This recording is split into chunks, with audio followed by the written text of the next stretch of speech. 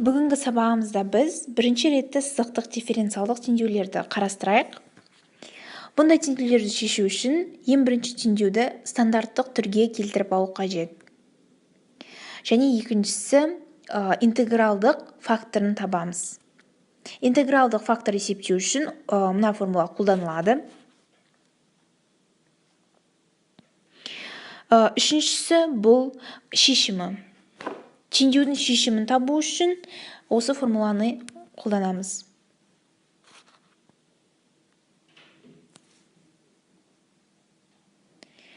Осыған мысал келтіре кетсек, мысалға x y' минус 2y тең x квадрат. Стандартты түрге келтіру үшін x-ке бөліп жіберейік. Нәтижесінде біз y' минус 2y бөлінген x тең x теңдеуін аламыз.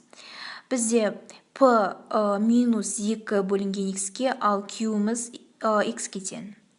Келесі біз интегралдық факторын есептейік. Интегралдық факторын есептеу үшін жоғарыдағы формуланы қолданайық. Жоғарыдағы формула бойынша p-ны орнына қойып, e-нің интеграл p dx дәрежесін есептейміз. Яғни бізде p минус 2 бөлінген x-ке тең болғандықтан, оның интегралы минус 2 ln x екені белгілі. Бізде e мен ln x жойылып, x-тің минус 2 дәрежесі қалады. Оны біз 1 бөлінген x-тің 2 дәрежесі етіп жазайық. Үшіншісі бұл шешімін табамыз. Шешімін табу үшін біз жоғарыдағы формуланы қолданамыз. Формула бойынша 1 бөлінген ox. Ox бізде 1 бөлінген x квадрат болғандықтан, x квадраттың өзін жазамыз. Және де интегралда бізде qx көбейтілген ox, олардың көбейтіндісі бізде 1 бөлінген x-ке тең.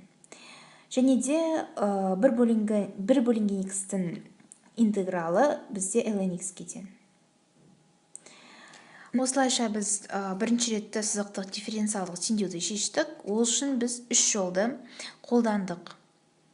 Және де теңдеуіміздің шешімі бізде x квадрат жақшаның ішінде ln x қосылған с-ға тең.